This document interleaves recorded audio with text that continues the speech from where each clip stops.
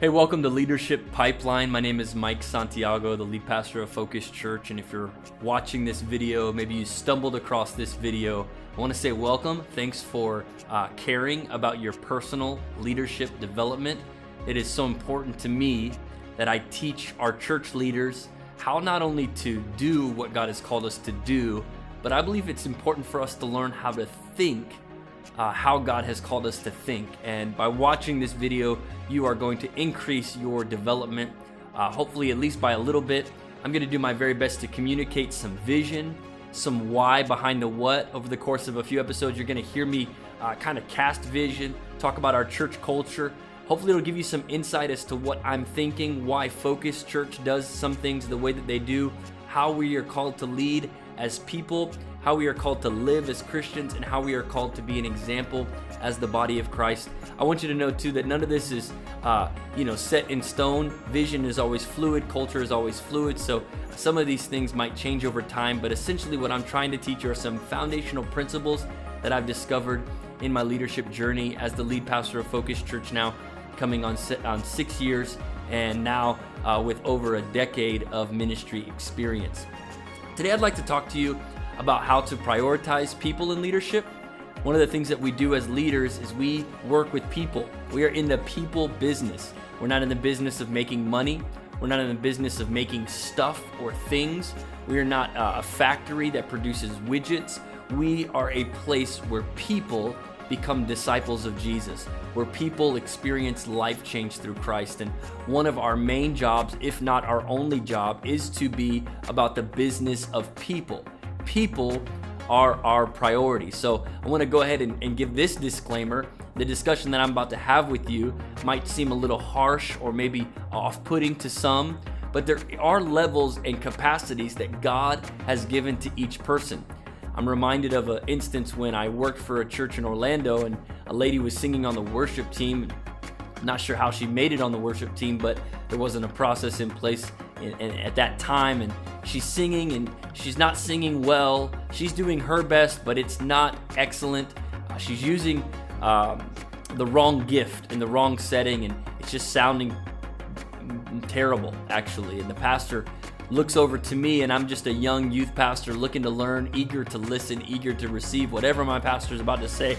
And you kind of get that sense that he's about to say something about this lady and her skill and her talent or lack thereof on the stage. And he turns to me and he says, Michael, you can't put in what God left out. And I'll never forget that. As a matter of fact, I turned around, grabbed my journal, and I wrote, you can't put in what God left out. And so when we talk about leading people and developing people, there are limiting factors on certain gifts that people think they have that they don't have. And I'm going to talk to you about 3 kinds of people we have in our church and how to never misappropriate the time that's spent with them. How to never allow certain types of people to occupy too much of your schedule or attention. The worst thing that could ever happen to an organization is that we cater to the wrong capacity. We cater to the wrong crowd. We develop the wrong person that ultimately won't produce enough fruit for the vision. This isn't to say that the ground is not level at the cross, that we are all in need of God's grace and His mercy. This is just to say that we need to really be careful with who we spend the most amount of our time with and who we dedicate most of our attention in the area of leadership development. I believe everyone deserves a shepherd, everyone deserves a counselor, but not everyone deserves a microphone or a stage or a leadership platform or a leadership title or a leadership role. So I've divided these 3 different types of person that are in our church into 3 different ways. The first one is the settler. And the first thing that you need to do is to shepherd the settler. The tendency will be for the settler to consume the majority of your time, resulting in a very limited growth potential. A settler is someone who just wants to get lunch for lunch's sake or grab coffee for coffee's sake. They don't want to be challenged. They don't want to be changed. They just want to hang out. There's no agenda. They call you for a meeting and you ask why, and they say, I just wanted to hang out with you. They just needed to be shepherded. They're just looking for a shepherd. So we shepherd the settler. These people won't be thinking about the church throughout the week. They're not looking to be involved at any higher capacity. They would be reluctant to change. They would be afraid to change. They might even back down when change or challenge came to them. They love Jesus, there's no question about that. But the moment the settler occupies the majority of our time, we will be settling ourselves. The settlers should only occupy 15% of our time, and this will make up around 60% of our congregation. Let me say that one more time. The settlers should have about 15% of our leadership time, and they usually make up around 60% of our entire congregation. What I'm communicating in percentages is basically that you should never spend more time with people who have the least amount of influence. So settlers should have 15% of your time, and they usually make up 60%, more than half of the congregation. The next person, the type of leader or type of person, is the migrator. Slow to change, slow to move. They're reluctant to anything new. They're reluctant.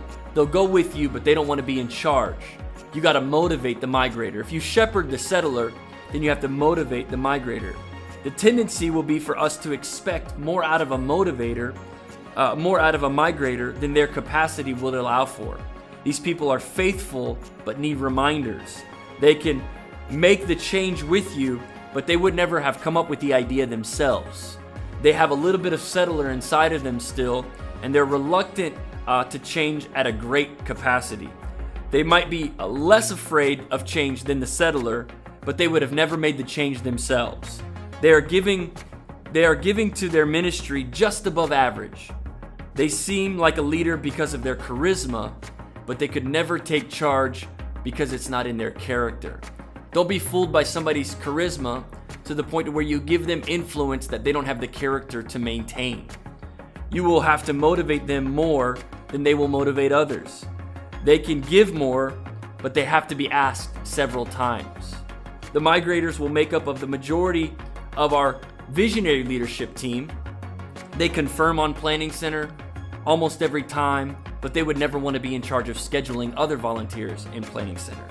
This is about 25% of our time that they should occupy, and about 30% of our church is made up of well-meaning migrators.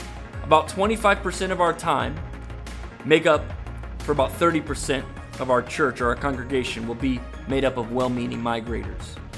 The third and final type of person is the pioneer. And the pioneer needs to be promoted. These are people that we prioritize. These are the self-starters, the self-motivators.